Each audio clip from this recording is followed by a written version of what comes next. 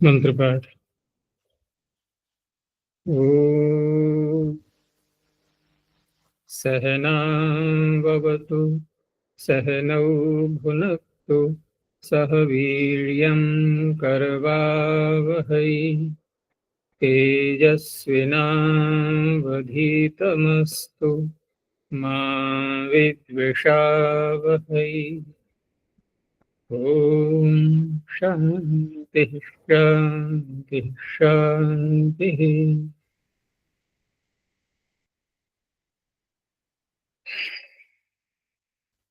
काशिका की 76वीं कक्षा,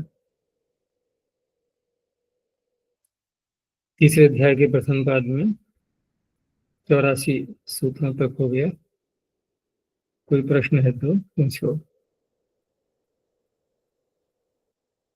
अच्छा जी, पृष्ठ संख्या 458।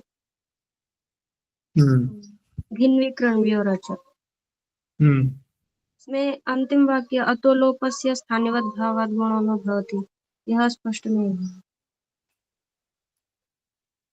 देखो, भिन्व और कृण्व नुम आगम करने के बाद अकार आदेश करना है, तो किसको अकार होगा? वकार को। वकार को। तो धिन और कृण अकारांत है इस समय अभी ये। आगे आया ऊ प्रत्यय। ऊ प्रत्यय में शकार तो है नहीं, तो वो धातु की ही रहेगा। धातुक होने से जो अकार आदेश हुआ था, तो उस अकार का लोप हो जाएगा अतो लोप से। ठीक है ना? अब धातु हो गई हलंत, धिन और कृण। ठीक है ना? धिन और कृण। अब इस अवस्था में पुगंत लघु को धस्य सूत्र ये लगने लगा, क्योंकि प्रधा में लघु अक्षर मिल गया इसको। तो वो जो आकार है अब ये जिसका लोप किया था वो स्थानीवत हो जाएगा। स्थानीवत हो जाएगा तो प्रधा में गुण नहीं हो पाएगा, बस यही तात्पर्य है। तो और जो क्या है जिसका लोप अतो लोप से कर रहे हैं, वो वचन सामर्थ्य तो हम करेंगे ही क्यों? कौन सी वचन सामर्थ्य? अ कहा है इसलिए। नहीं, अ कहा है तो अ तो आदेश हो गया, सूत्र ने अपना काम कर दिया। अब कोई ये कहे कि सूत्र का किया कार्य वो तो फिर व्यर्थ हो गया, कोई ऐसे कह सकता है ना? तो अब प्रश्न ये उठेगा कि फिर और क्या उपाय हो सकता था, इस पर चर्चा होगी अब। कि यहाँ आकार का लोप अतो लोप जो कर रहा है, तो उससे बचने के लिए एक तो ये तरीका है कि हम आकार का लोप न करें, उसको यथावत रखें। तो यथावत जब रखेंगे तो उस अवस्था में क्या रूप बनेगा फिर? अभी जैसा बन हैं? धिनोती ऐसा ही बनेगा। क्यों? ऊ को तो पहले गुण हो जाएगा, वो बनेगा ना आगे, और ओ स्थिति रहेगी। अ और ओ, तो अ और ओ मिलके क्या बनता है? तो यथावत बनेगा, फिर अशुद्ध रूप बनने लगेगा। और फिर यह है कि क्या और भी कोई उपाय हो सकता था? क्योंकि यहाँ जो नुमागम करके पढ़ा है पाणिनि ने, तो पाणिनि बिना नुमागम किए धिव और कृप धातु यूं भी तो बोल सकते थे, नुमागम तो हो ही जाना है बाद में। तो ऐसा यदि बोलते तो वो उनको इष्ट नहीं था, क्योंकि नुम आगम करने के बाद वकार को ही उनको आकार करना था। ठीक है ना? वकार को ही इसमें दिया भी है, पद्मंजलि में दिया हुआ है। यहाँ से जो प्रारंभ होता है ना, अतो लोपस्य स्थानिवद् भावाद गुणो न भवति, इसी पंक्ति को लेकर के इन्होंने चर्चा की हुई है। तो और बातें भी सामने आई हैं फिर कि तेन प्रक्रिया लाघवाय धिन्वी कृण्व्योर लोप एव नोक्तः। अर्थात ये भी कर सकते थे, आकार आदेश न करके क्योंकि आकार का भी तो लोप ही हो रहा है तो लोप से, तो सीधे धातु का ही लोप कर देते। धातु का लोप का तात्पर्य अलोन्त्य से लगाएंगे हम और वकार का लोप कर देंगे। तो वकार को आकार करके लोप करें या सीधे वकार का ही लोप कर दें, बात तो एक ही है, उद्देश्य तो लोप करना है। लेकिन यदि वकार का ही लोप कर देंगे सीधा तो उसको तो स्थानीयवत हो नहीं पाएगा, अब गुण की प्राप्ति होने लगेगी।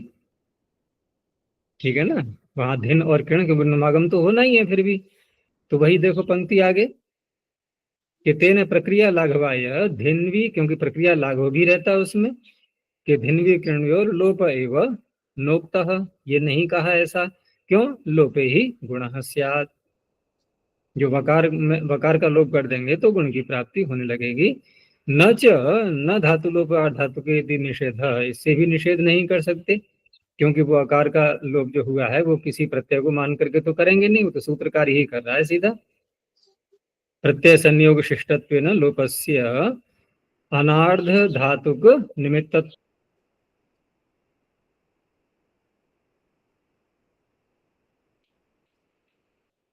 फिर प्रश्न आगे ये दिया कि ननु नुम अनुशक्ति और ग्रहणम किमर्थम, बिना नुम के ही सूत्र में ग्रहण करते धातु का तो क्या समस्या थी? नुमी कृते अत्वम यथास्या, नुम करने के बाद आकार करना है, इसलिए नुम अनुशक्त करके इन्होंने ग्रहण किया है। क्यों? कि धिवी कृव्यो हो इत्युच्च माने अत्वे कृते, वकार को आकार करेंगे ना फिर, धिवी कृव्यो हो इत्युच्च माने अत्वे कृते अतएव परो नुम प्रसज्येत, क्योंकि आकार पहले हो जाएगा। आकार पहले हो जाएगा तो ये मैंने कल बताया भी था कि धी अ क्री अ, ये स्थिति रहेगी। फिर अब नमागम कर आया तो कहाँ जाएगा वो? अंतिम अच्छे परे, आकार के आगे जाएगा, धी अन है ध्यन, इस तरह से तो सारी अस्त व्यवस्था हो जाएगी। तो सब बातों का निर्णय करते हुए निष्कर्ष ये निकाला गया कि न तो हमें वकार का लोप करना है, न ही बिना नुम किए धातु का ग्रहण करना है। अब तीसरा केवल एक ही विकल्प बचा कि नुम सहित ग्रहण करना है, फिर आकार आदेश करना है और उसका अतोलोप से लोप कर देना, क्योंकि लोप तो करना ही था, वकार का लोप करते या वकार को आकार करके लोप किया। अब उसमें लाभ ये हो गया कि वकार का लोप करते तो गुण को नहीं रोक पाते, ये वकार को आकार करके लोप किया है तो गुण भी, गुण वाली समस्या भी दूर हो गई इस तरह।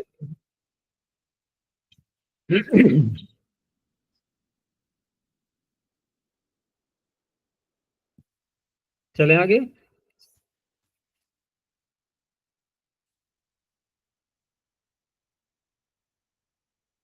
तो आगे सूत्र आ रहा है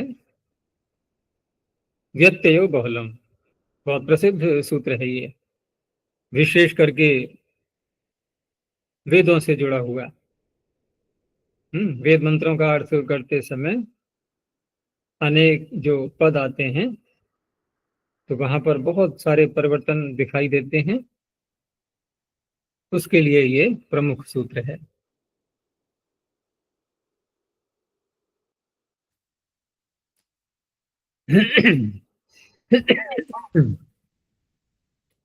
अब यहाँ व्याख्या करते हैं व्यत्यय बहुलम की कि यथा यथम विकरणा शबादयो विहिता। पीछे सारे हमने सूत्र देख लिए थे जो क्रम से आए हुए थे, और यथा यथ जिस जिस धातु से जिस जिस गण से जैसा करना था तो शब आदि प्रत्यय का विधान कर दिया गया। तेषाम, उन्हीं विकरणों का, छंदसी विषय बहुलम व्यत्ययो भवति, वेद में उनका बहुल करके व्यत्यय होता है।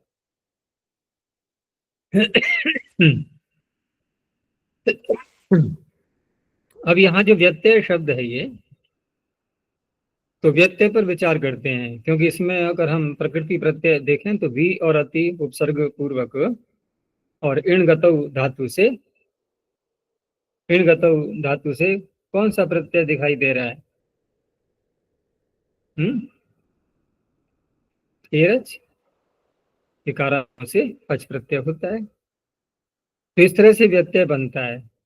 तो धातु का तो गमन अर्थ है ही, इसलिए उसका अर्थ खोला व्यतिगमनम, इड़ के स्थान पर गम का प्रयोग करते हुए व्यतिगमनम व्यत्ययः, और स्पष्ट किया व्यतिहारः। लेकिन व्यतिहारः से भी बात स्पष्ट नहीं हुई, क्योंकि इतना प्रयोग में नहीं आता शब्द ये। तो और सरल शब्दों में उसको खोला कि विषयांतरे विधानम, विषयांतर में उस विकरण का विधान कर देना। और बात केवल विकरण तक ही नहीं रहेगी ये, यद्यपि प्रारंभ इन्होंने विकरण से ही किया था कि विकरणों का विधान कर दिया गया है और उनका व्यत्यय करना है, लेकिन अभी बहुल भी तो साथ में जुड़ा हुआ है सूत्र में। तो बहुल तो फिर बहुत सारी बातों को भी लाएगा, केवल विकरणों के व्यत्यय की ही बात नहीं है। तो विषयांतरे विधानम, इस शब्द को तो हमें अभी विकरणों तक ही रखना है। तो विषयांतर विधानम में दो बातें इन्होंने और जोड़ दी कि क्वचिद द्विविकरणता, हम प्रायः करके एक धातु से एक ही विकरण तो करते हैं, लेकिन परमात्मा के लिए पाणिनि ने छूट दे रखी है कि आप दो दो भी कर सकते हो, आप तीन तीन भी कर सकते हो। क्या करें भाई, बड़े के आगे मजबूरी हो जाती है ना फिर। परमात्मा के आगे पाणिनि क्या कर सकते हैं। ठीक है कि प्रभु आप जैसा चाहो आप वैसा करो, मैं आपके ऊपर कोई भी अनुशासन नहीं करूंगा, क्योंकि आपका तो शासन है और मैं क्या कर रहा हूँ, मैं कर रहा हूँ अनुशासन। तो बहुत अंतर है।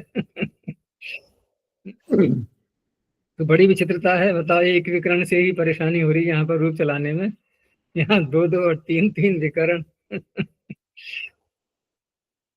और फिर बहुल से बहुत सारी बातें आएंगी, अभी तो यहीं पर टिके हुए हैं ये।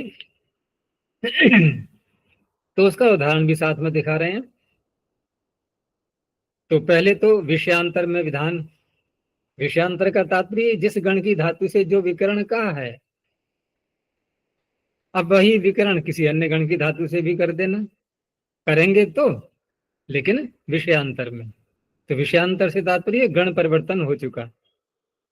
जैसे भेद धातु से कौन सा होना चाहिए, शनम, तो धातु गण की है, लेकिन क्या कर दिया देखो भेदती में, क्या लग रहा है, शब कर दिया नहीं कर दिया। अब यहाँ हम बोल रहे हैं कहीं भेदती, अरे क्या अशुद्ध बोल रहा है, व्याकरण नहीं पढ़ा हुआ है ये। तो हम क्या कहेंगे, हम परमात्मा के समान हो गए हैं अब। सर्वज्ञ हो गए हैं। तो अंडा शुष्णस्य भेदति भिन्नति इति प्राप्ते। बड़ी विचित्र बात है ना कि पिता को तो अधिकार है कुछ भी करने का, पुत्र को सीमित कर दिया गया है। होना भी चाहिए भाई, जब तक पुत्र है, जब तक, यहाँ तो लोक में ये होता है कि पिता वृद्ध हो रहे हैं धीरे धीरे और पुत्र युवावस्था में आ रहा है, ठीक है ना। फिर तो उल्टा हो जाता है ना कि पुत्रों के शासन में ही पिता को रहना पड़ता है उल्टा, और होता ही है ऐसा। लेकिन हमारा परम पिता ऐसा है, वो सदा ही युवा रहता है। तो हम सदा ही उसके बच्चे बने रहेंगे, और बच्चे बने रहेंगे, बच्चे का मतलब छोटे। बच्चा पिता का बड़ा होता है पुत्र, तब भी बच्चा ही कहेंगे, लेकिन वहां तात्पर्य है छोटे, छोटे बने रहना। हम छोटे बने रहेंगे तो फिर हम पर तो अंकुश लगा ही रहेगा सदा, ठीक है ना। इसलिए हमें अधिकार नहीं है ऐसे बोलने का कुछ भी। कारण क्या है कि हम भाषा बोलते हैं दूसरे को अपने भाव व्यक्त करने के लिए। अब दूसरे को अभ्यास हो गया है सुन सुन के भाषा कैसी बोली जाती है, तो वही अर्थ करेगा। अब हम विचित्र तरह से बोल लगेंगे तो क्या अर्थ होगा इसका, फिर सब अस्त व्यस्तता हो जाएगी। इसलिए हमारे लिए अंकुश है। आगे दिया एक और मृ धातु का, तो वहां भी अब म्रियंते बनता है, लेकिन यहाँ पर ताश चिन्नु न मरंती, तो न म्रियंते इति प्राप्ते। तो यहाँ कौन सा प्रत्यय है ये म्रियंते में, श श प्रत्यय, और यहाँ हो गया अपशत, तो मरंती बन गया। ये तो हो गया विषयांतर में विधान, ठीक है ना। अब द्विविकरणता और त्रिविकरणता का भी देते हैं साथ में। तो इंद्रो वस्ते न नेशतु, अब नेशतु में हमें दो विकरण देखने हैं। किन्हीं धातु से हमने शप भी कर लिया, और उधर सिप बोलम लिटी से जो पीछे सिप वो भी विकरण है, वो जो आया था उसको भी कर लिया। तो क्रम कैसा रहेगा, क्रम कौन सा रहेगा नेशतु में? पहले सिप होगा, ठीक है ना, पहले सिप होगा, उसके आगे शप आएगा। तो सिप का सकार है, उसमें अ जोड़ दो, यानी कि स। तो नी स टू गुण होकर के नेशतु। नयतु इति प्राप्ति, केवल शब्द की प्राप्ति हो रही थी। आगे त्रिविकरणता, इंद्रेण युजा तरुषेम वृत्रम। और धातु वादिगण की है तो शब्द की ही प्राप्ति होनी थी, तरे में बनना चाहिए था, लेकिन यहां बन गया तरुषेम। तो आशीर्लिंग में बनाना है इसको। अब आशीर्लिंग में बनाना है तो उस अवस्था में साथ में उसको भी लगाना है सूत्र को, लिंगाशिषि के आगे संदस्य भय था। ये सारी सिद्धियां आ चुकी हैं, मैं दोबारा दोहरा रहा हूँ, ठीक है ना, तो मेरा धन्यवाद दे देना थोड़ा। तो इस तरह से यहाँ पर आशीर्लिंग में बनाएंगे तो आशीर्लिंग को आर्ध धातुक भी करना होगा। ठीक है ना, आर्धातुक मानेंगे तो अन्य कार्य जो है वो सार्वधातुक मानेंगे तो अन्य कार्य भी हो जाएंगे। तो इस तरह से यहाँ पर आशीर्लिंग में मस प्रत्यय उत्तम पुरुष में लाएंगे और उसका तो लोप हो ही जाएगा मस के सकार का। तो त्रि धातु से यहाँ पर सिप भी करेंगे, ठीक है ना, पहले, लेकिन उ प्रत्यय पहले करेंगे। अब तनादि क्रम ये उ विकरण आ गया, जो कि यहाँ पर नहीं आना चाहिए था। उसके आगे फिर सिप का सकार और जोड़ दो उ के आगे, तो त्रि में गुण होकर के तरुस सकार आ गया। अब उसके आगे फिर शप और जोड़ो, ठीक है ना, शप भी जोड़ेंगे। तो तरुष, इसमें जो है ना थोड़ा भेद भी दिखाई देगा पद्मंजरी में और न्यास में, तो पद्मंजरी को अधिक प्रामाणिकता से ले लेना। न्यास में शुद्धियां काफी हो चुकी हैं, इन्होंने इसमें अंग लिख दिया है, तो अंग नहीं है ये, वास्तव में शप ही होगा। और इसमें प्रथमावृत्ति में तो इसका नहीं आया होगा शायद, तीन विकरण का। हम्म,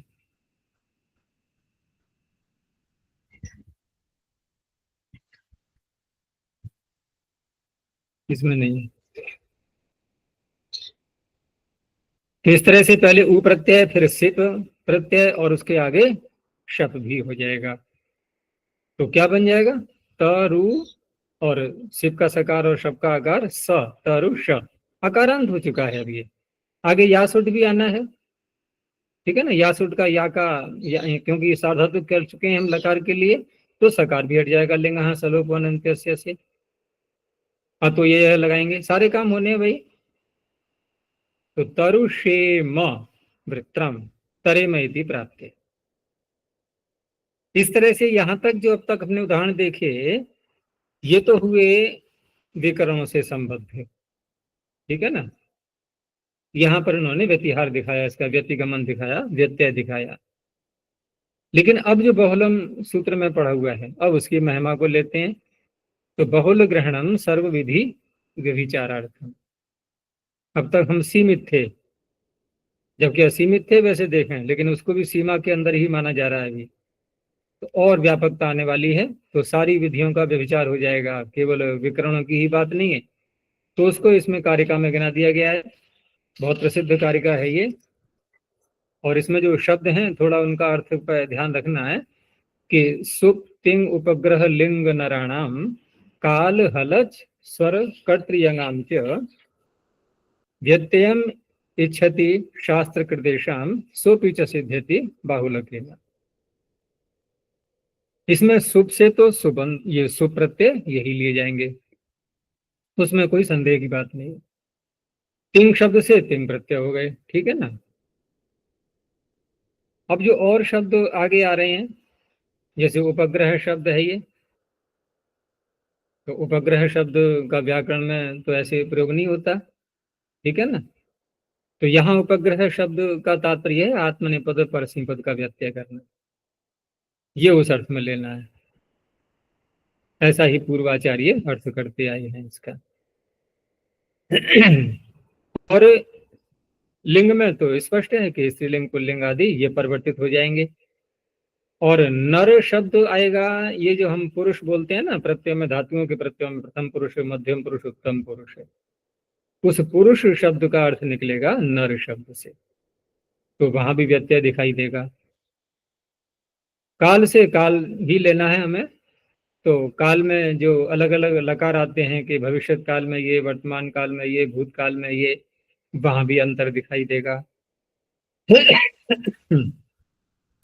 और हल शब्द से तात्पर्य हल का व्यत्यय, धातु में कोई भी एक वर्ण, जो हल वर्ण है ना, हल स्वर नहीं हल, तो उसमें कुछ भी परिवर्तन कर दिया, किसी भी वर्ण के स्थान पर कोई दूसरा ही वर्ण दिखाई दे रहा है, धातु कुछ और ही रूप में थी, तो ये भी व्यत्यय दिखाई देगा।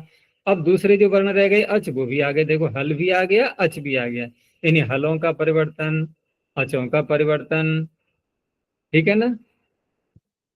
और स्वर व्यत्यय, तो स्वर व्यत्यय में उदात्त अनुदात्त स्वरित आदि, तो वहां भी एक सूत्र आएगा, देखो उसमें छठे अध्याय में, परादेश छंदसी बहुलम, जो अंत में आता है ना स्वर प्रकरण के दूसरे पाद का, छठे अध्याय के दूसरे पाद का अंतिम सूत्र, तो वहां भी बहुलम शब्द आ रहा है, सारे स्वरों का व्यत्यय हो जाता है वहां, तो उससे कर लें या इससे कर लें, कोई अंतर नहीं पड़ता है।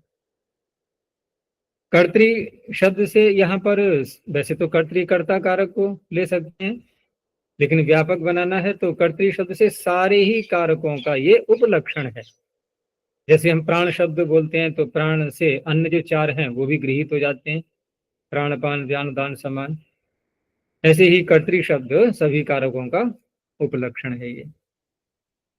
और अंत में है यंग, तो यंग ये प्रत्यय, यंग वही नहीं, प्रत्याहार है ये, और प्रत्याहार यंग प्रत्यय से प्रारंभ होता हुआ, धातु रेखा चोलादे क्रिया संभारे यंग, यहाँ का य ले लिया, और लिंग या शिष्यंग का अंग का जो ngकार है वहां जोड़ देते हैं उसको, तो बीच के सारे प्रत्यय उसमें आ जाते हैं, तो उनका भी व्यत्यय यहाँ पर होगा।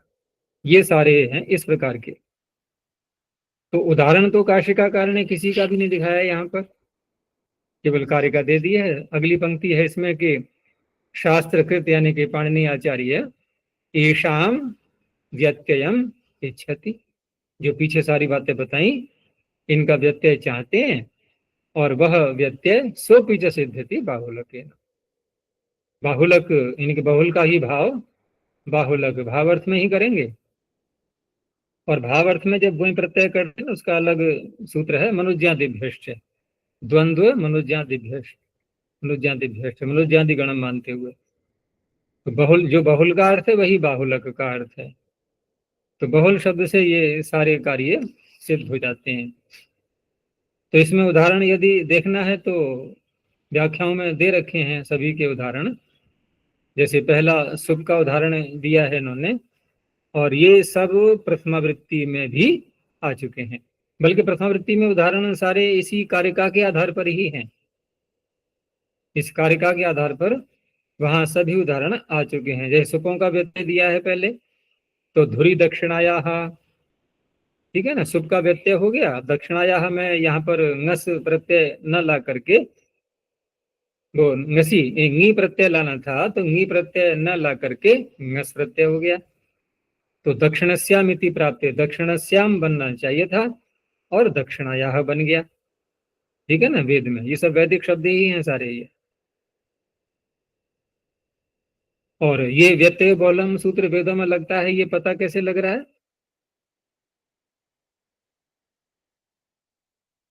ऊपर क्या है इसके, छंदसी शाय जपी, छंदसी वहां से लेते हैं, सूत्र में यहाँ छंदसी नहीं है, ऊपर से आ रहा है वो।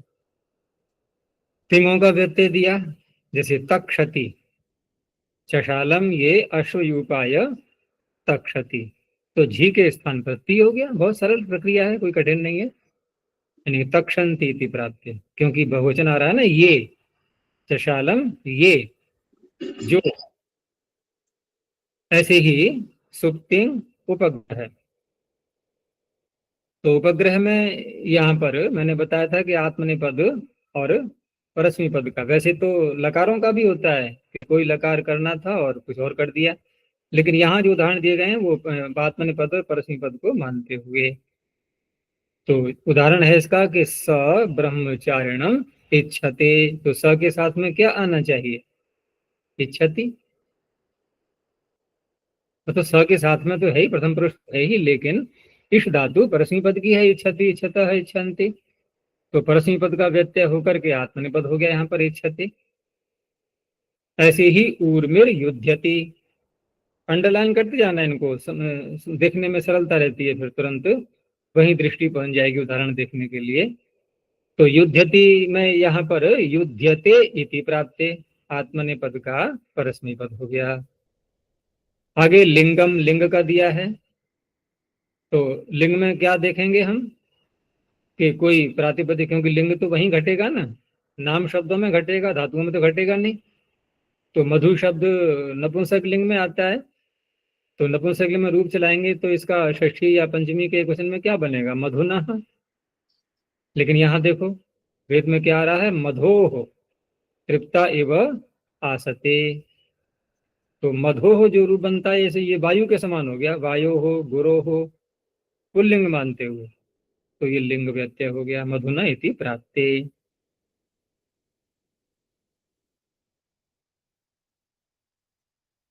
आगे है नर, तो नर से मैंने कहा था ना कि ये प्रथम पुरुष मध्यम पुरुष उत्तम पुरुष में जो पुरुष शब्द आता है वो पुरुष का ही नर दे दिया है। अधास वीरैर दशभिर वियूयाह, तो वियूयाह में कौन सा पुरुष लग रहा है? मध्यम पुरुष होना चाहिए था, स के साथ में प्रथम पुरुष, तो वियूयाद इति प्राप्ते।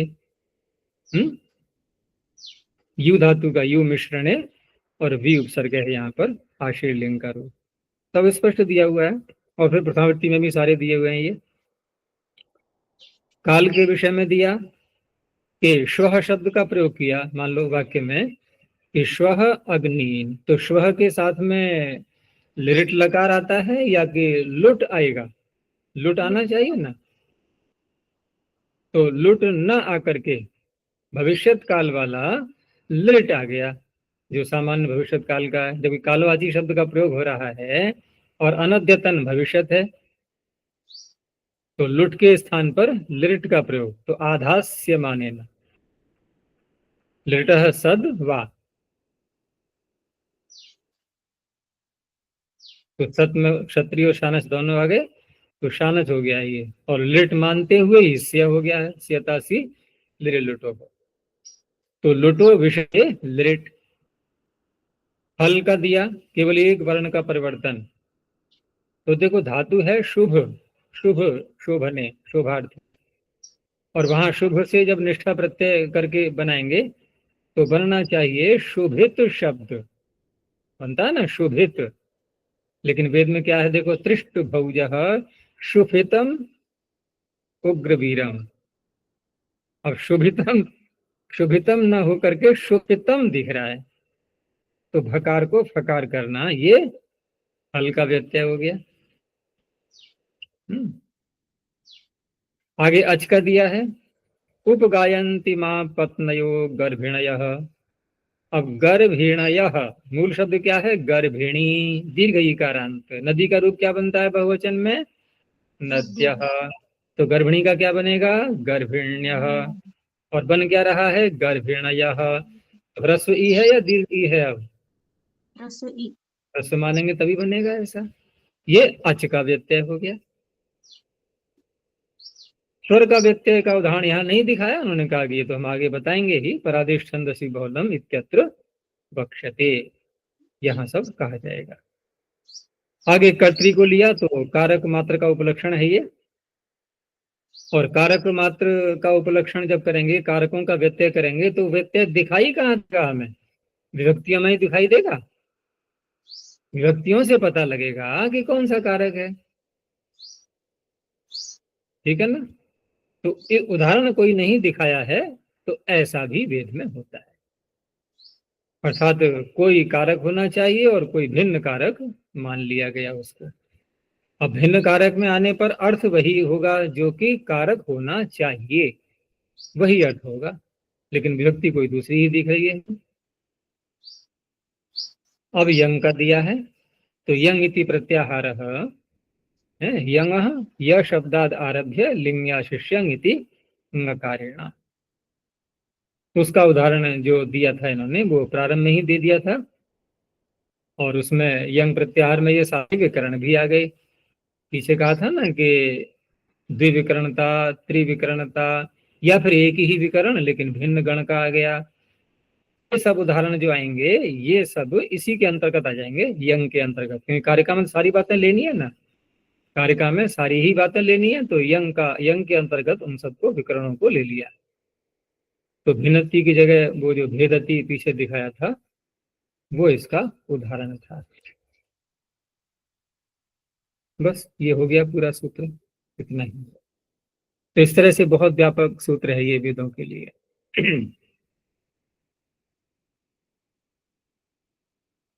आगे, लिंग या शिष्यंग, लिंगी आशिषी अंग,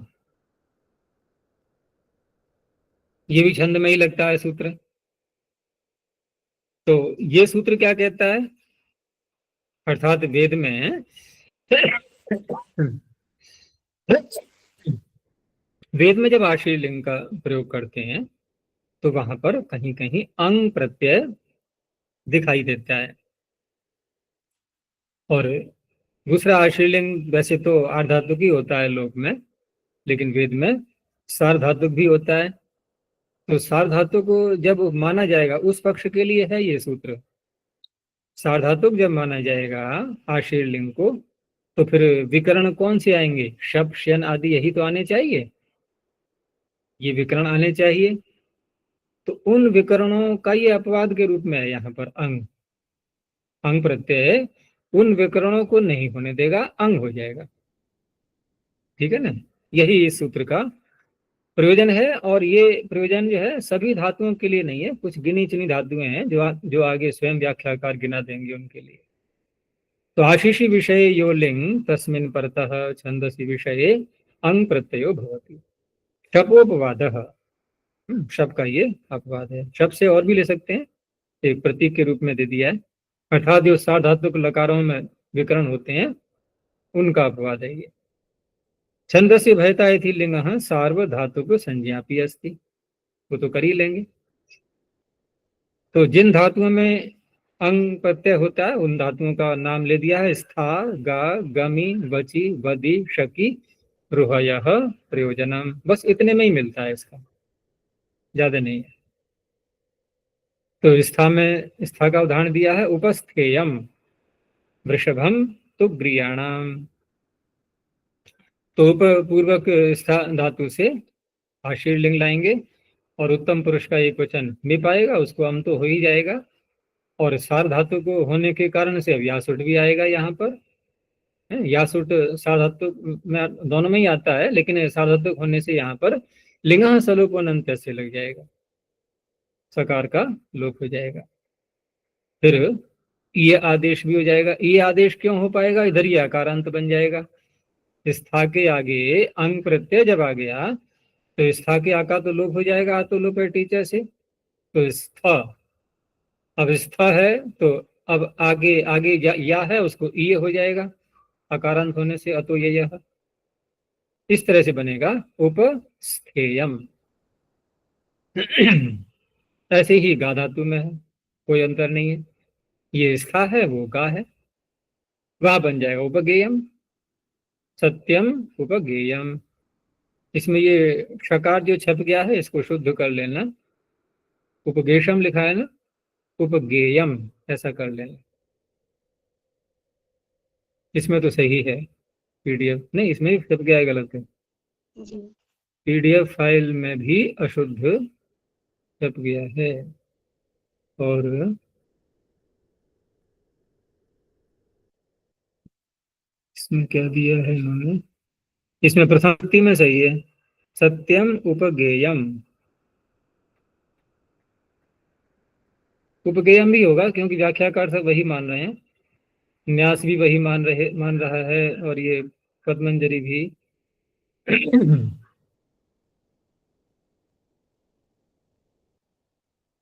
सब में वही है उपगेयम। तो गमेम इति प्राप्ति, नहीं गम गमेम की प्राप्ति हो रही थी, तो उपगेयम। वच धातु का दिया है मंत्रम वोचेम अग्नये। तो यहाँ पर तो वच धातु जो है ये बहुवचन का है, मध्य उत्तम पुरुष के बहुवचन का। तो यहाँ भी यासुट आगम तो होना ही है, ये आदेश भी होना है, और साथ में यहाँ वच उम सूत्र भी लग जाएगा। तो वच उम लगा करके व और उ गुण होकर के वो, आगे च है चकार, चकार के आगे अंग प्रत्यय आ गया, तो वो च, ये अकारांत बन गई। तो वो च का रूप बनेगा वो चे म, जैसे भवे म, पठे म, ऐसे करके। विद धातु का विदेयम एनाम मनसि प्रविष्टाम, तो ये भी ऐसे ही है विदेयम, ये मध्य उत्का उत्तम पुरुष का एक वचन का बन जाएगा। शक धातु का बहुत प्रसिद्ध मंत्र आता है ना, स्मृतम चरिष्यामि अग्ने व्रतपते व्रतम चरिष्यामि तच्छकेयम तन्मे राध्यताम इदमहम अंधितात् सत्यम पैमी। तो शकेयम बहुत प्रयोग होता है इसका मंत्रों में, तो ये ऐसे ही बनेगा आशीर्लिंग में। आशीर्लिंग में ही क्यों मान रहे हैं इसको, ये सारे ही रूप आशीर्लिंग में क्यों माने जा रहे हैं, लिंग ये आशीषी सूत्र कह रहा है ना, तो आशीर्लिंग को ही इतना महत्व क्यों दिया जा रहा है, क्योंकि ये जो सारे आ रहे हैं ना, ये प्रायः करके प्रार्थना वाले मंत्र हैं, और प्रार्थना में हम परमात्मा से आशीष ही तो मांगते हैं। अब यहाँ जो मंत्र में हम देख रहे हैं कि व्रतम चरिष्यामि, जीवात्मा कह रहा है कि मैं व्रत करूंगा, एक निश्चय कर लिया उसने, तो उसकी सिद्धि के लिए वो समर्थता उसको मिल जाए, सामर्थ्य, उसकी याचना कर रहा है ईश्वर से। तो वही है तच्छकेयम, यानी आप ऐसा आशीर्वाद दीजिए कि वह मैं उसमें सफल हो जाऊं, मेरे में वो सामर्थ्य आ जाए। तो शक धातु से शकीयम बन जाएगा। रुह धातु का दिया है स्वर्गम लोकम आरुहेयम, तो जब सभी जगह अंग प्रत्यय करके अकारांत बन जाती हैं, ये अकारांत बन करके जैसे शब करके हम रूप चलाते हैं, जैसे पठ धातु के हैं ठीक वैसे ही सब चल जाएंगे।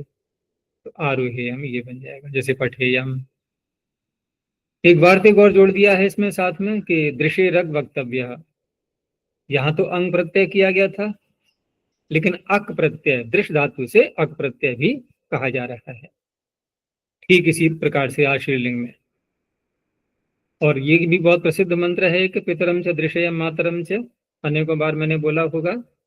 ये दो मंत्रों का जोड़ा है, जहाँ पहले मंत्र में प्रश्न के रूप में बात रखी गई है और दूसरे मंत्र में उसका उत्तर दिया गया है। ये भाष्य भूमिका में भी मिलेगा, सत्याप्रकाश में भी।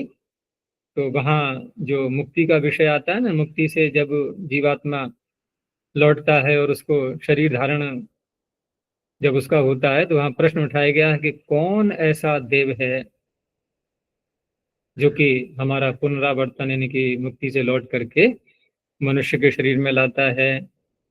और वो वहां भी घट जाएगा प्रश्न, अन्य योनियों से भी जीव लौट करके आते हैं, या जब भी शरीर छूटता है किसी मनुष्य का तो दोबारा मनुष्य कौन बनाता है। तो प्रश्न वहां पर यह है पहले मंत्र में कि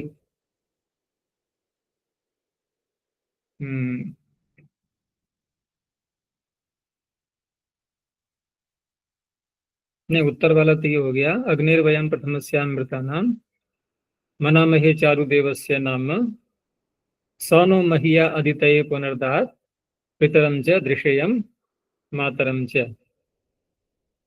हाँ, कस्य नूनम कतमस्यामृता नाम मनामहे चारुदेवस्य नाम कोनो महिया अदितये पुनर्दात पितरम च दृश्यम मातरम च। ये प्रश्नात्मक हो गया, फिर ये उत्तर दिया है। तो अंतिम जो उसमें अंश है पितरम च दृश्यम मातरम च, माता पिता के जो दर्शन कराता है परमात्मा, तो उसमें दृश्य धातु से इन्होंने यहाँ पर अक किया है। तो क्या बाधा आ रही थी अंग करने में, क्योंकि अंग करेंगे तो ऋदृशोंगी गुण गुण करने लगेगा, और अक करेंगे तो अवगुण नहीं हो पाएगा। अगर अंग करते तो क्या बनता दर्शेयम, अब बन गया दृश्यम, बस इतना अंतर है।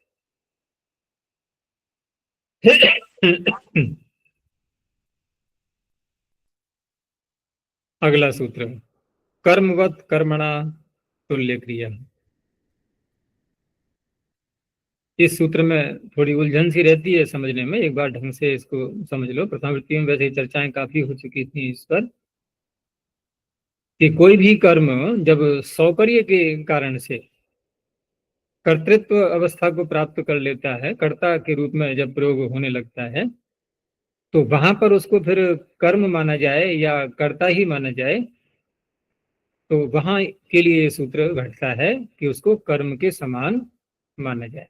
अब समान जब किसी को किसी के बताते हैं तो उसका अपना भी कुछ धर्म शेष रहता है, पूर्ण रूप से परिवर्तन नहीं हो जाता है। ये बत का होता ही तात्पर्य है कि ये इसके समान है, तो इसके समान है, पूर्णता घटाएंगे वहां पर? कभी नहीं। कुछ उसका अपना भी तो महत्व रहेगा वस्तु का, तो वो बात यहाँ पर भी घटती है। लेकिन यहाँ जो कर्म के समान बनाया जा रहा है उसका उद्देश्य मात्र इतना है कि जो लकार संबंधी जो कार्य हैं, यज्ञ होना, चिण होना, चिणवत भाव होना, ये सब बातें हो जाएंगी, उसी के लिए ये सूत्र है। ये आत्मनेपद भी होना, चार चीजें होती है ना, यज्ञ, आत्मनेपद, चिण और चिणवत भाव, इसको पूरा करने के लिए यहाँ पर कर्म के समान माना गया है। तो कर्मवत कर्मणा तुल्य क्रिया, यानी जिस कर्म के कर्ता हो जाने पर भी जैसी क्रिया कर्म अवस्था में थी, वैसी ही क्रिया लक्षित हो रही हो, तो उस अवस्था में ये सूत्र लगता है, तब वो कर्ता कर्म के समान बनेगा।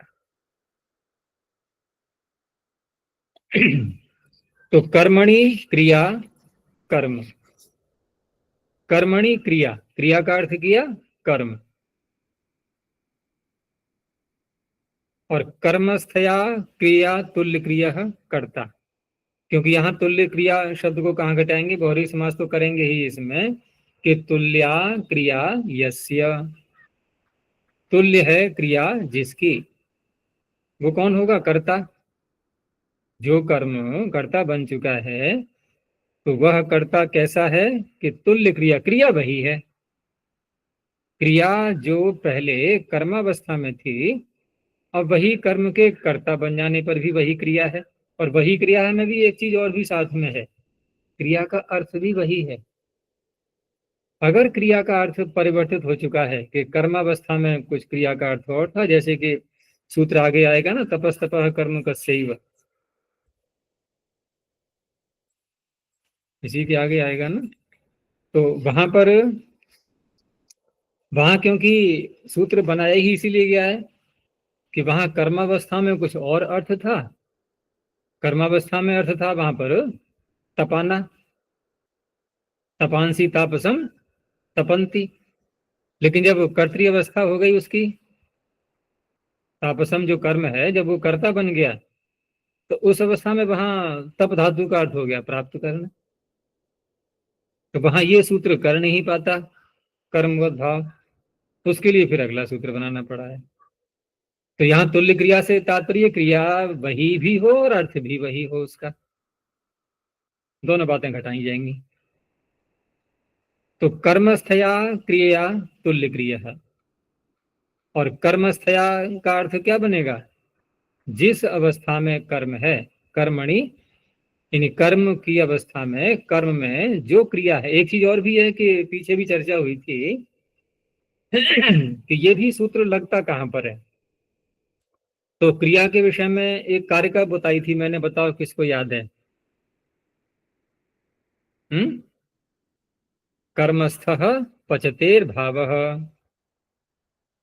कर्मस्था च विदेह क्रिया, मासासी भावः कर्तृस्थः, कर्तृस्था च गमेह क्रिया।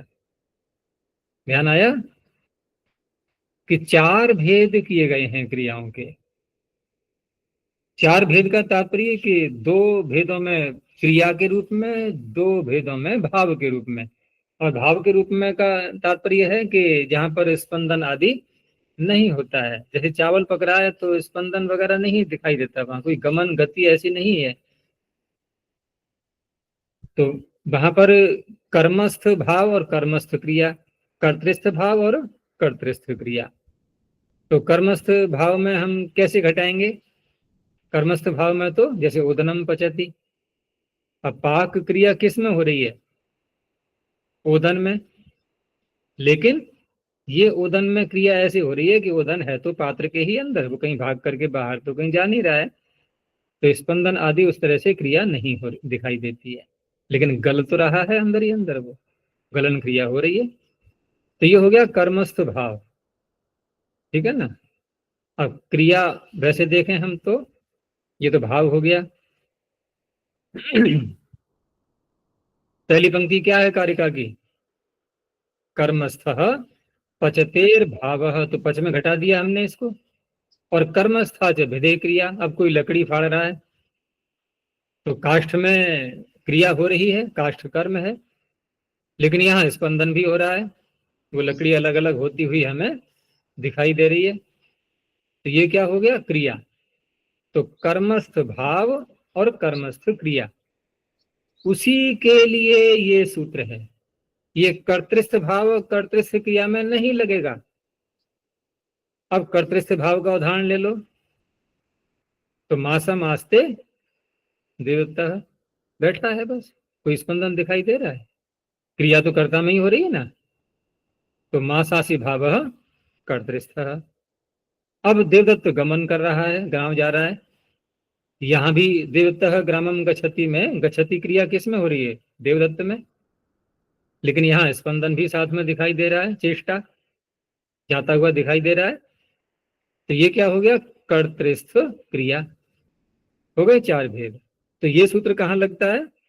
कर्मस्थ भाव में और कर्मस्थ क्रिया में। तो इसीलिए ये वाक्य था ना यहाँ पर प्रारंभ में कि कर्मणि क्रिया, यहाँ जो कर्म में क्रिया होती है उसी शब्द को कहने के लिए जो कर्म शब्द आ रहा है सूत्र में, तो सूत्र में आए हुए कर्म शब्द का अर्थ है कर्मणि क्रिया, कर्म में होने वाली क्रिया।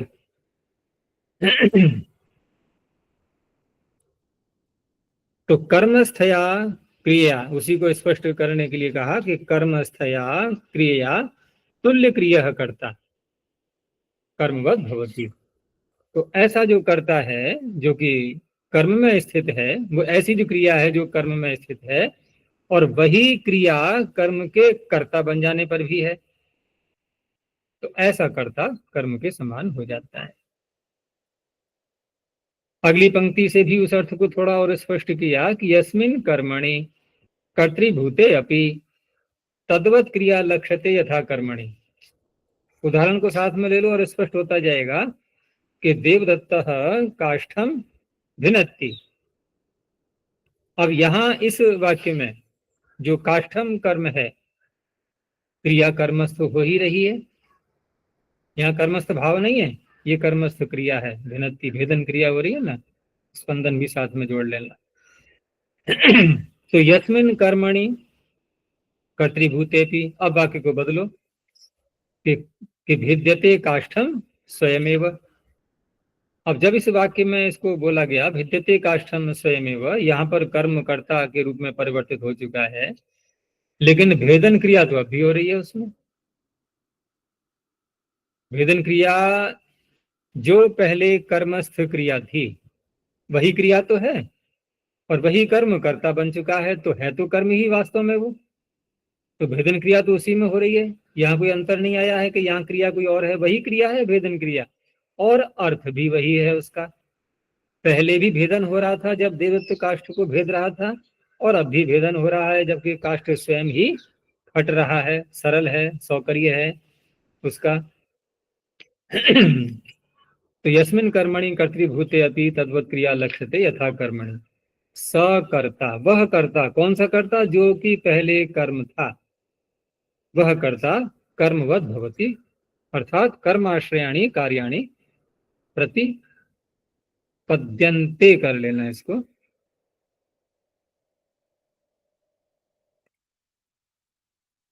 कर्माश्रयाणि कार्याणि, या इसको कर्मवाची में ले सकते हैं, कर्माश्रय कार्य, नहीं नहीं, उसमें प्रतिपद्यते में हाँ वो यक नहीं है, पुष्यन प्रत्यय है, यानी कि वह कर्माश्रय कार्यों को प्राप्त कर लेता है। कौन? कर्म। ठीक है, यही शुद्ध रहेगा।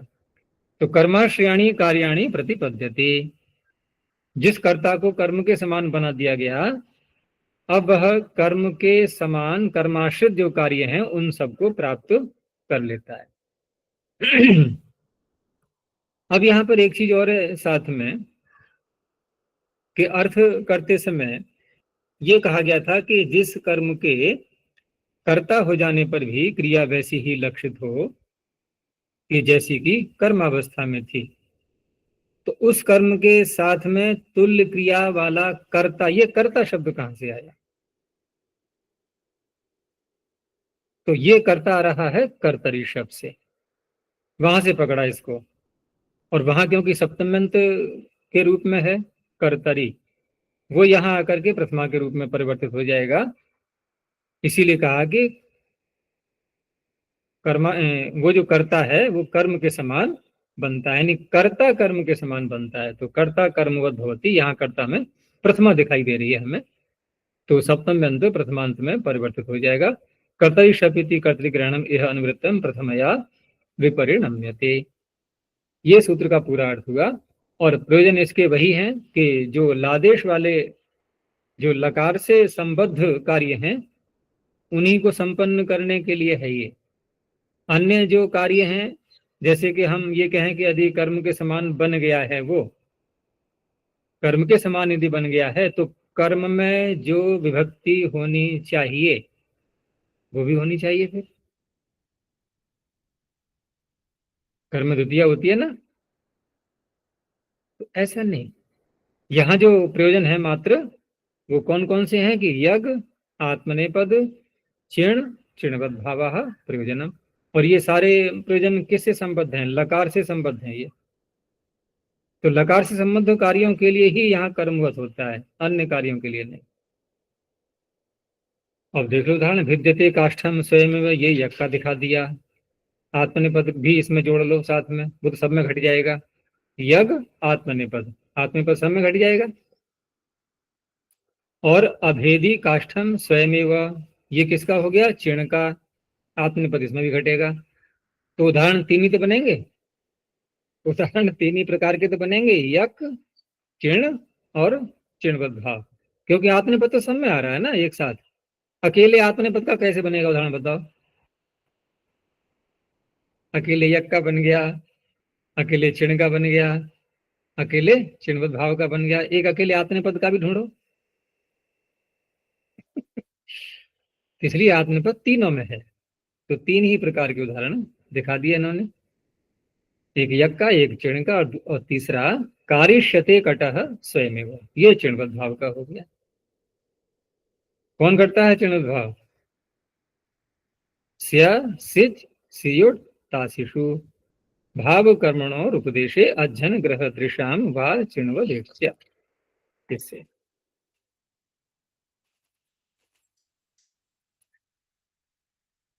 आगे कहा कि इसमें जो वत करण किया गया है सूत्र में, कर्म वत, तो ये चर्चा मैंने करी दी थी पीछे अभी, कि वत करण करने से तात्पर्य होता है कि पूर्ण रूप से परिवर्तित नहीं होता है वो, अपितु स्वाश्रित कार्य भी चलते रहते हैं। तो स्वाश्रित कार्य जो उसके अपने हैं वो भी रहेंगे। जैसे स्वाश्रित कार्य में क्या दिखा रहे हैं कि वत करणम स्वाश्रयमपि यथा स्यात्, जैसे भिद्यते कुसूलेन। पहले इसको सामान्य वाक्य बनाओ, जबकि ये कर्म के रूप में ही रहे, कर्म के ही रूप में रहे ये कुसूल शब्द, कि देवदत्त कुसूलम भिनत्ति। ठीक है ना। अब यहाँ पर सौकर्य के कारण से वो कुसूल स्वयं ही भिद रहा है, फट रहा है। ठीक है ना। अब इसको हम दो रूप में ले सकते हैं, जैसे अभी काष्ठम भिद्यते काष्ठम स्वयमेव, तो यहाँ इसको बोलेंगे तो कैसे बोलेंगे? उसी प्रकार का बनाओ इसको, भिद्यते भिद्यते। वहां काष्ठम में कौन सी व्यक्ति है? भिद्यते काष्ठम प्रथमा ही है ना, वो तो काष्ठ नपुंसकलिंग का है। और कुसूल शब्द अगर पुल्लिंग में लेते हैं तो कुसूलः स्वयमेव, तब तो ऐसे बनेगा ये। तो उस अवस्था में तो ये सूत्र लग गया। परंतु यदि ऐसा नहीं करना है हमें, अर्थात हमें सौकर्य नहीं दिखाना है, हमें सौकर्य नहीं दिखाना है, वहां ऐसा नहीं है कि पहले देवदत्त उसको हटा रहा था कुसूल को, और सौकर्य के कारण से वो कुसूल सरलता से स्वयं ही भिन्न होने लगा, भेदन उसमें होने लगा। ऐसा नहीं दिखाना है, हमें पहला वाक्य बोलना ही नहीं है, हमें तो सीधा यही दिखाना है कुसूल टूट रहा है। तो उस अवस्था में अब कैसे बोलेंगे? कुसूलेन भिद्यते। अब ये कुसूल कर्ता जो था, पहले पहले जो कर्ता था वो क्योंकि अनभिहित हो चुका है अब, तो अनभिहित कर्ता में तृतीया हो गई यहाँ पर। यहाँ इस तरह से नहीं माना जाएगा कि वो कोई और तोड़ता है तो वहां कर्म के रूप में आता है और वही कर्म यहाँ पर कर्ता के रूप में, नहीं नहीं, ऐसा नहीं। वो तो जब सौकर्य दिखाना होगा तब ये सूत्र लगाएंगे, सौकर्य नहीं दिखाना है तो उस अवस्था में जो स्वाश्रित कार्य हैं वो सभी होते रहेंगे। एक तो ये हो गया। एक बात और कही यहाँ पर कि अकर्मकाणाम भावे लह सिद्धो भवति। जो धातुएं अकर्मक हैं, जो धातुएं अकर्मक हैं, उनका भाव में लकार सिद्ध हो जाता है। तो भाव में लकार सिद्ध हो जाता है का तात्पर्य क्या है कि जो धातुएं अकर्मक हैं और हमने अकर्मक धातु का प्रयोग करते हुए, क्योंकि जब सूत्र लगाएंगे हम लह कर्म नीचे भावे चाकर्म के भ्यः, तो वहां दो दो प्रकार के अर्थ निकलते हैं ना उससे, कि सकर्मक धातुओं से और अकर्मक धातुओं से। तो शब्द तो वहां पर तीन है, भाव, कर्ता और कर्म, लेकिन दो दो जो बोलेंगे एक एक के साथ में। तो सकर्मक से लकार कौन कौन से में आएंगे? कर्म में और हैं, कर्म में और सकर्मक धातुओं से, कर्म में और कर्ता में, और अकर्मक धातुओं से भाव में और कर्ता में। कर्ता दोनों में आ जाता है, ठीक है ना, कर्ता दोनों में आ जाता है। सियास वो जो सूत्र है ना, अकर्मक और सकर्मक दोनों से कर रहा होता है, तो अकर्मक में कहीं कर्म है ही नहीं, तो उसका तो दूसरा पक्ष भाव का ही बनेगा। और सकर्मकों में भी कभी कभी कर्म विवक्षा में नहीं आता है, नहीं बोलना चाहते हैं, तो वो भी भाव के रूप में ही बोला जाता है। तो जो धातुएं अकर्मक हैं, तो वहां पर यदि ऐसे वाक्य बोले जाएंगे कि कर्म के समान, उसको कर्ता के समान जो है ना, जो कर्ता बन चुका है और उसको कर्म के समान व्यवहार करना है, तो कर्म के समान व्यवहार करने से फिर धातु सकर्मक ही तो कहलाएगी। यदि किसी धातु में हमने कर्म को कर्ता बनाया, ठीक है ना, कर्ता बन चुका है वो सौकर्य से, और वहां पर उसको कर्म के समान माना जा रहा है, तो कर्म के समान मानने से फिर धातु कैसी मानी जाएगी? सकर्मक। और सकर्मक धातु से भाव में तो प्रत्यय होगा नहीं, फिर भाव में तो होगा नहीं। लेकिन प्रारंभ में यदि धातु वो उस प्रकार की है जहां भाव में भी उसका प्रयोग हो सकता है, तो वो सकर्मक होने पर भी, अर्थात कर्म कर्ता बन चुका है अब, तो सकर्मक होने पर भी वहां पर भी भाव में लकार सिद्ध हो जाता है। और इस कार्य को करने के लिए, इस कार्य को सिद्ध करने के लिए जो पीछे सूत्र है ना इसके, लिंग्या शिष्यंग, तो लिंग्या शिष्यंग में एक लकार को और माना गया, अर्थात लिंग्या शिष्यंग में एक लकार को और जोड़ दिया गया। उच्चारण तो वैसे ही होना है, उच्चारण को ज्यादा अंतर नहीं आएगा, यानी कि एक ल और है वहां, दो लकार ल में, लिंग्या शिष्यम में।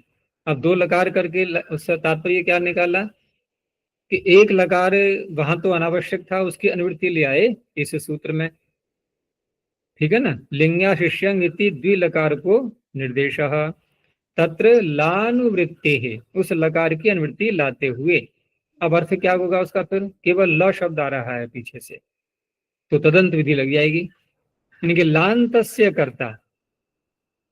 लांतस्य कर्ता का तात्पर्य अर्थात यहाँ जो कर्मवत भाव कर रहे हैं हम, ये कर्मवत भाव लांत, लांत किसे कहेंगे हम? जितने भी तिङंत रूप हैं, जितने भी तिङंत रूप हैं, ये सब क्या कहलाते हैं? लांत। लांत होते हैं कि नहीं? लकार आता है इनमें, लट लेट आदि, तो ये सब लांत हो गए। और लांत, ये जो पीछे मैंने कहा था कि इस सूत्र का प्रयोजन क्या है, यक, आत्मनेपद, चिण और चिणबद्ध भाव, ये सारी चारों बातें क्या लांत से संबद्ध है कि नहीं है? अर्थात तिङंतों से ही तो संबद्ध है। तो तिङंतों से ही संबद्ध है, ये अर्थ कहाँ से निकल रहा है? प्रश्न ये उठेगा कि आपने कर्मवत भाव किया है, तो फिर पूरा ही पूरा जो भी प्रभाव पड़ने चाहिए वो सारे पड़ेंगे, केवल तिङंतों से ही संबद्ध कार्य क्यों कर रहे हैं आप कर्मवत भाव करके? आप अन्य कार्य भी करें जो भी संभव हो सकते हैं, सब विभक्तियों वाले भी करें, लेकिन यहाँ केवल कौन सा करना है हमें? लांत से संबद्ध कार्य, अर्थात तिङंतों से संबद्ध कार्य, वो पीछे से ल की अनुवृत्ति ला करके ये प्रयोजन उन्होंने पूरा किया है। तो लान वृत्ते लांत से कर्ता कर्मवत भवति इति कुसूलाद द्वितीया न भवति। उससे यहाँ पर कुसूल शब्द में द्वितीया नहीं होती है। जैसे भिद्यते कुसूलः स्वयमेव, अब कुसूल को हमने क्या बना दिया था? कर्म के समान। कर्म के समान बनाने से अब दो बातें आएंगी, एक तो धातु में परिवर्तन, यक प्रत्यय करना, आत्मनेपद करना, चिण करना, चिण भाव करना, ये सारे कार्य। दूसरा, कर्म के समान बना देने से कर्म में द्वितीया भी तो होती है, वो तो कर नहीं रहे हम। विद्यते काष्ठम स्वयमेव, यहाँ काष्ठ में क्या द्वितीया कर रहे हैं? प्रथमा का ही तो रूप है, नहीं है, नपुंसकलिंग का है। तो क्यों नहीं कर रहे? क्योंकि तिङंत से संबद्ध जो कार्य हैं कर्मवत भाव करके वही करने हैं। और ये जो द्वितीय करना है, क्या तिङंत से कोई संबंध है इसका? कोई संबंध नहीं। तो कुसूल है या काष्ठ है, तो यहाँ कहीं पर भी द्वितीय न होती, द्वितीय नहीं होती है। और विचार करना, फिर कोई बात रहती है तो बाद में पूछ लेना, कहीं उलझन दिखाई दे तो। आगे है कर्मणा इति किम। सूत्र में क्या कहा था? कर्मणा। और कर्मणा का अर्थ क्या किया था? कर्म के साथ, ठीक है ना? कर्म के साथ जो तुल्य क्रिया है, तुल्य क्रिया वाला कर्ता, वो कर्म के समान कहा गया था। यदि हम कर्मणा नहीं कहेंगे और सूत्र इतना ही बनेगा कि कर्मवत तुल्य क्रिया, तो अन्य यदि कोई कारक है और क्रिया हमें वही दिखाई दे रही है दोनों वाक्यों में, तो वहां पर भी ये सूत्र लगने लगेगा। जैसे दो कारकों को लिया इन्होंने उदाहरण के रूप में कि करणाधिकरणाभ्याम तुल्य क्रियस्य मा भूत। देखो, पहले वाक्य है कि देवदत्त, ये यहाँ दिया नहीं, कल्पना कर लो कि देवदत्त असिना, देवदत्त काष्ठम असिना साधु छिनत्ति। वाक्य पूरा ऐसे ही बोलना है कि देवदत्त काष्ठ को अच्छी प्रकार से काट रहा है। किससे? असी से। अब यहाँ पर देखो, सौकर्य हम दो स्थानों पर देख सकते हैं। या तो काष्ठ इतना सूखा है कि वो स्वयं ही कट रहा है, एक तो ये बात हो गई, तो वहां तो ये सूत्र लग ही जाएगा क्योंकि कर्म पे आ गए ना हम अब। लेकिन कर्म शब्द नहीं बोलेंगे सूत्र में यदि, तो अब जो दूसरा सौकर्य यहाँ क्या हो सकता है कि तलवार इतनी पैनी है या कुल्हाड़ा जो भी है, वो इतनी धार है उसके अंदर कि देव को तो केवल जरा सा हाथ लगाना पड़ा था, वो तलवार ने स्वयं ही फाड़ दिया उसको। तो देखो, करण कर्ता बन गया है कि नहीं? देखो वाक्य में, करण असिना छिन्नति था पहले, अब क्या हो गया? असी छिन्नति, वो असी ही स्वयं काट रही है, तो करण कर्ता बन गया है। अगर कर्मणा नहीं कहेंगे तो यहाँ पर भी छिद्यते पे बनेगा, फिर यक और आत्मनेपद ये सब करने पड़ेंगे छिन्नति के जगह पर, पहली बात। दूसरा देखो कि देवदत्त स्थाल्याम ओदनम पचति साधु, ठीक है ना, अच्छी प्रकार से पका रहा है। अब यहाँ भी सौकर्य दो स्थानों पर दे सकते हैं कि ओदन इतना अच्छा है, अच्छी क्वालिटी का चावल लेकर के आए हैं, जरा सी अग्नि दिखाई और तो चावल जो है होता ना एकदम पक जाता है, बल्कि बहुत जगह तो बाष्प से ही पका लेते हैं। तो जहां पर एक तो सौ करिए कर्म में आ सकता है, तो कर्म को कर्ता बना देंगे, वहां तो सूत्र लग ही जाएगा ये। लेकिन जिस थाली में पकाया जा रहा है, तो इस थाली भी अलग अलग धातुओं की, अब तो खैर बर्तन नहीं आते हैं, पहले अगर शायद आप लोगों ने कहीं देखा हो, हमने देखा है कि एक धातु होती थी, उसका नाम तो मुझे ध्यान नहीं आ रहा है, उसके बड़ी बड़ी बटलोइयां बनती थी, मोटी मोटी चादर वाली, मोटी चादर की बटलोई होती थी। जैसे पीतल के बर्तन होते हैं ना, वो उसका रंग तो पीतल जैसा ही होता था, लेकिन उसमें कुछ धातुएं और मिलाई जाती थी, तो बहुत अधिक ऊष्मा को पकड़ लेती थी वो। जैसे तांबे के पात्र देखे होंगे, अत्यधिक ऊष्मा को ले लेते हैं, देखा है नहीं? तांबे का पात्र अधिक ऊष्मा को लेता है अन्य धातुओं की अपेक्षा। तो उस बटलोई में जब कोई चावल आदि बनाए जाएंगे, तो वहां पर क्योंकि ऊष्मा बहुत तेजी से पकड़ती है और बहुत अधिक मात्रा में ले लेती है वो, तो सरलता से वो पकाने लगेगी। तो वहां सौकर्य स्थाली का दिखा दिया। तो पहले ये अधिकरण के रूप में था, स्थाल्याम पचती। अब यह है कि सौकर्य के कारण से वह स्थाली स्वयं ही पका रही है, तो अधिकरण कर्ता बन गया, कर्मणा नहीं कहेंगे, तो यहाँ पर भी पच्यते आएगा फिर, ठीक है ना, यक और आत्मनिपद ये होने लगेंगे, इसलिए सूत्र में कर्मणा कहा हुआ है। आगे, धात्वधिकारात समाने धातु कर्मवद भाव। धातु का तो अधिकार चल ही रहा है, और यहाँ पर जब ये बात कहेगी तुल्य क्रिया, क्रिया तुल्य होनी चाहिए, तो तुल्य यहाँ पर वो धातु वही रहेगी, ये भी साथ में जुड़ा हुआ है, समाने धातु। अब यहाँ देखो, यह न भवती पचति ओदनम देवदत्तः, क्योंकि जैसा मैंने पीछे अर्थ किया था ना कि धातु भी वही हो, अर्थ भी वही हो, दो बातें बोली थी ना, धातु भी वही हो और उसका अर्थ भी वही हो। अब यहाँ पर धातु बदल गई है, लेकिन अर्थ वही है। जो पच का अर्थ है वही राध धातु का भी अर्थ है यहाँ पर, और हिंदी में बोलते ही हैं, पीछे ही मैंने बताया था ना, रांधना। देहातों में, ग्रामीण क्षेत्रों में अब भी बोलते हैं कि क्या हो रहा है रसोई में, कि दाल रंध रही है। देवत्व क्या कर रहा है, कि दाल रांध रहा है, ऐसे बोलते हैं। तो धातु देखो यही है, राध, वो अनुस्वार अनुना से गौर जोड़ दिया है उसमें, रंधना। तो पचती और राधती में अर्थ में तो अंतर नहीं है, लेकिन धातु का अधिकार चल रहा है, तो धातु का स्वरूप भी वही हो और अर्थ भी वही हो।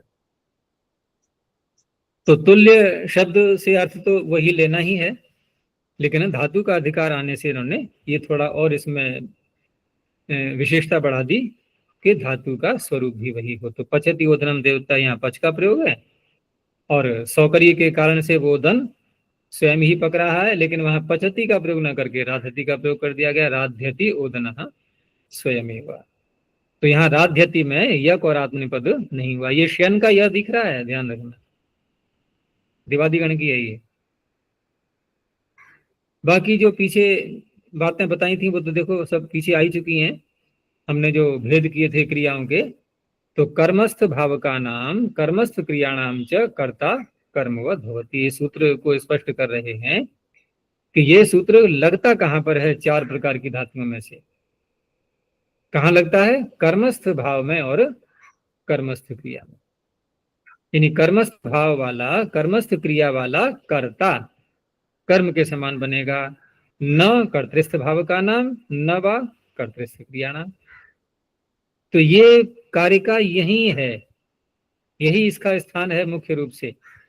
और जब वो व्याख्या की गई थी वहां पर पीछे प्रथम वृत्ति में, तो यहीं से उठा करके उसकी व्याख्या की गई थी प्रारंभ। तो कर्मस्थः पचतेर्भावः कर्मस्था च भिदेह क्रिया, मासासी भावः कर्तृस्थः कर्तृस्था च गमेह क्रिया।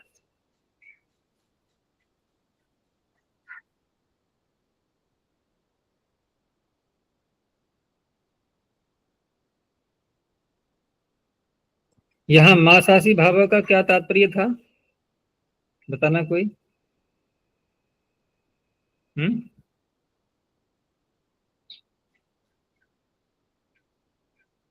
क्यों, ध्यान आ रहा है नहीं? महीने तक हो। चलो, महीना ले लिया तो मास हो गया, और आस धातु।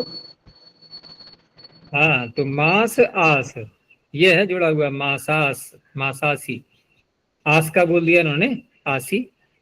और मास शब्द, तो मास आसी, मासासी ने मास पूर्वक, पूर्वक का तात्पर्य उपसर्ग के रूप में नहीं, वाक्य में मास शब्द भी साथ में आ रहा हो, जैसे मासम आस्ते देवदत्त, तो मासासी भाव कर्तृस्थ। और भाव है इसलिए क्योंकि वहां पर स्पंदन नहीं दिखाई देता।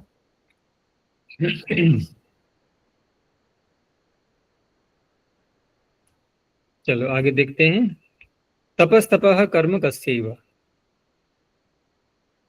तो ये मैंने बताया था, ये सूत्र केवल इसलिए करना पड़ा है क्योंकि यहाँ पर धातु अर्थ में भेद हो जाता है। और दूसरा एक नियम इससे और भी निकलता है, वो महाभाष्य में चर्चा होगी उसकी विशेष रूप से। तो तपस्तपः कर्म कस्यैव, अर्थात तप संतापे अस्य कर्ता कर्मवद् भवति, स च तपः कर्म कस्यैव न अन्य कर्म कस्य। तो एक तो ये बात यहाँ पर हो गई कि तप कर्म ही उसका होना चाहिए, अन्य कर्म यदि होगा, जैसे प्रधान में आएगा ना, उत्तपति सुवर्णम सुवर्णकारः, तो वहां सुवर्ण कर्म है, तप ही कर्म हो, तपः कर्म कस्यैव न अन्य कर्म कस्य, क्रिया भेदाद विध्यर्थम एतत्। और ये सूत्र विधि के रूप में माना गया है। विधि के रूप में क्यों है यहाँ पर, तो मैंने क्या बताया था, ये सूत्र क्यों बनाना पड़ा? अर्थ भी समान होना भेद चाहिए। के कारण से। वो अर्थ भेद को ही इन्होंने क्रिया भेद शब्द से बोल दिया है, यानी क्रिया का अर्थ भिन्न भिन्न रूप में आ रहा है, इसलिए। इसलिए फिर क्या था कि पूर्व सूत्र से प्राप्ति नहीं थी, और पूर्व सूत्र से प्राप्ति नहीं है तो ये सूत्र विध्यर्थी ही तो बना, जैसे पिछला सूत्र विध्यर्थ है, ये भी विध्यर्थ बन गया। अब उदाहरण देख लो, उपवासादीनि तपांसी तापसम तपंती। अब इस वाक्य में तपांसी जो शब्द है, ये तो हुआ कर्ता के रूप में, ठीक है ना, और तापस क्या हो गया, कर्म। तो उपवास आदि जो तप हैं, ये तपस्वी को, तापस को क्या कर रहे हैं, दुखी कर रहे हैं। यहाँ तपंती का तात्पर्य उसको तपा रहे हैं, उसको कष्ट का अनुभव करा रहे हैं, उसको उद्वेलित कर रहे हैं, बेचैनी उत्पन्न कर रहे हैं, ये सारे अर्थ इससे निकल रहे हैं। इसलिए एक वाक्य में बोल दिया दुखयंती इत्यर्थः, वो दुखी कर रहे हैं। लेकिन अब यहाँ हम दूसरा स्वरूप देखना है उसका, कि तपस्वी के अंदर इतनी लगन है, एक सामने उसका लक्ष्य उसको दिखाई दे रहा है, उद्देश्य साथ में लिए हुए है, और उस अवस्था में वह अपने को कष्ट देते हुए भी सुख का अनुभव कर रहा है, उसको कोई कष्ट नहीं लग रहा है। जैसे किसी प्रतियोगी को किसी प्रतियोगिता में, दौड़ की प्रतियोगिता में भाग लेना है, अब वो प्रैक्टिस कर रहा है दिन प्रतिदिन, ठीक है ना, प्रातःकाल शीघ्र उठना, नियम पूर्वक सारे कार्य करना, फिर दौड़ लगाने के लिए वहां जाना, ट्रेनिंग लेना। क्या इन सब में उसको कोई कष्ट अनुभव हो रहा है? नहीं, क्योंकि उसको लक्ष्य कुछ और ही दिखाई दे रहा है। एक ऐसा है कि जिसको प्रतियोगिता में भाग नहीं लेना है, उसे कहते हैं भाई सुबह जल्दी उठा करो, व्यायाम किया करो, ये अरे आज मन नहीं कर रहा है। अब जोर देकर करवाएंगे तो क्या होगा, करेगा तो, लेकिन दुखी होकर के, वहां उसको कष्ट का अनुभव होगा। तो यहाँ तापस कैसा है, उसको स्वर्ग दिखाई दे रहा है कि ऐसा करूंगा मैं तो मुझे स्वर्ग की प्राप्ति होगी। अब उसने अपने को पूरा सुखा लिया। क्या सुखा लिया कि हड्डी और चमड़ा दो ही चीजें रह गई अब। स तापस त्वग अस्थि भूता। त्वग रह गया और अस्थि रह गई, बस कहते ना सूख गया बिल्कुल। तो स्वर्गाय तपस तप्यते। अब स्वर्ग के लिए तप को क्या कर रहा है? अब तप्यते का अर्थ क्या होगा? प्राप्त कर रहा है। अब बदल गया ना अर्थ, ये क्रिया भेद दिखाना था यहाँ इनको, कि वहां तप धातु का अर्थ था दुख देना, यहाँ तप का अर्थ है अर्जन, प्राप्त करना, अर्जयति इत्यर्थ। तो ये अंतर आ चुका है इसमें, इसलिए पूर्व सूत्र से प्राप्ति नहीं थी, क्योंकि वहां पर समानता, तुल्य शब्द का अर्थ ही वहां ये लिया गया था, तुल्य का अर्थ लिया गया था, अर्थ में समानता। और जो धातु में समानता थी वो किससे अर्थ निकाला था? धातुओं के अधिकार से। धातुओं के अधिकार से धातु की समानता रखी गई स्वरूप की, और तुल्य शब्द से अर्थ की समानता। यहां धातु तो वही है लेकिन अर्थ की समानता नहीं। तो पूर्वेण अप्राप्त कर्मोद्भावो विधीयते। अब यहाँ जो है इसका वाक्य क्या बनेगा फिर? पहले था उपवासादि तपांसी तापसम तपंती, अब यहाँ बन जाएगा तप्यते तपस तापसः। तपस्वी स्वयं तप को अर्जित कर रहा है, प्राप्त कर रहा है, ये यज्ञ का दिखा दिया। और अतप्त तपस तापसः, ये किसका दिखा दिया?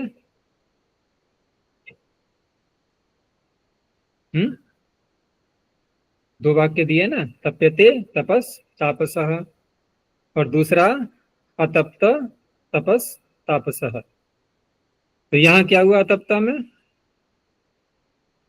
कौन कौन से बताए थे प्रयोजन? यक, आत्मनेपद, चिण और चिणवत भाव। तो यहाँ कौन सा दिखाई दे रहा है हमें? तप्यते में तो हमें आत्मनेपद तो खैर सर्वत्र दिखाई देना ही है, वो दिखाई दे रहा है, लेकिन अतप्ता में न यक दिख रहा है, न चिण दिख रहा है, न चिणवत भाव दिख रहा है। ये क्या, ये कैसे बन गया उदाहरण?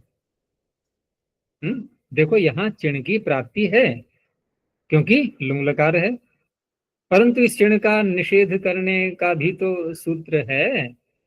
निषेध का तात्पर्य कि नियमन करने का। तपोनुतापे च, पढ़ तो चुके हो शायद पीछे, ध्यान आ रहा है नहीं आ रहा है? तपो तपह अनुतापे च, तो वहां निषेध किया था उसने, किसका? पीछे था ना, न दुह स्नु नमाम यक चिणौ। नहीं नहीं नहीं नहीं, ये पीछे से ना कौन सा था? न रुधः न रुधः तपोनुतापे है? न रुधः। हाँ, न रुध। तो न रुध से न आ रहा था, पहले रुध का निषेध किया था रुध में, और फिर तप में भी किया। और तप में भी दो बातें बताई गई थी, कि एक तो अनुताप अर्थ में, वो एक अलग उदाहरण बनेगा उसका, और एक जो कर्मोद्भाव की प्राप्ति होती है उसको रोका गया था तप धातु में। तो कर्मोद्भाव को जो रोका गया वहां में, नहीं, चिण को रोका गया वहां पर। तो चिण को रोकने से यहाँ पर चिण तो हुआ नहीं, चिण नहीं हुआ तो सिच हो जाएगा, सिच हो जाएगा तो झलोझली से उसका लोप हो जाएगा। लेकिन आत्मनिपद को तो नहीं रोक पाए, आत्मनिपद तो हो ही गया। तो अतप्त तपस तापस। तपह कर्म कस्यैव इति किम, तो ये उदाहरण मैंने बताई था पीछे अभी, कि उत्तपति सुवर्णम सुवर्णकारः। तो यहाँ पर सुवर्ण कर्म के रूप में दिखाई दे रहा है कि सुवर्णकार सुवर्ण को तपा रहा है। अब सुवर्ण इतना कोमल है कि जरा सी अग्नि दिखाते ही स्वयं तपने लगा, तो उस अवस्था में जब इसको बनाएंगे तो वहां पर कर्ता कर्म के समान तो बन जाएगा, लेकिन ये सूत्र वहां पर नहीं लगेगा, वहां तो पूर्व सूत्र से ही कार्य हो जाएगा फिर। ठीक है ना? इसको यदि बनाए तो कैसे बनेगा अगला वाक्य? उत्तपति सुवर्णम सुवर्णकारः। बोलो आगे। कर्म सौकर्य से यहाँ पर सुवर्ण स्वयं ही तप रहा है, तो उत्तप्यते सुवर्णम स्वयमेव, ऐसे बनेगा। वहां इस सूत्र की नहीं है आवश्यकता। ठीक है ना?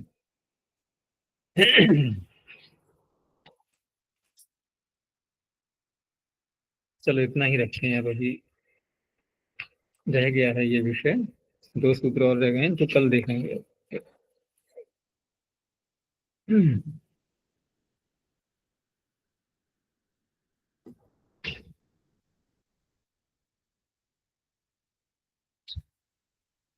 प्रणोध्वनि। ओम।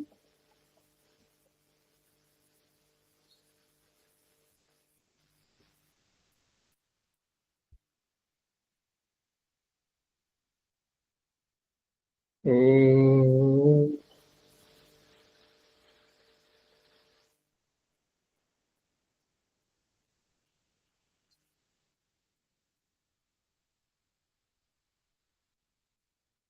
ओम।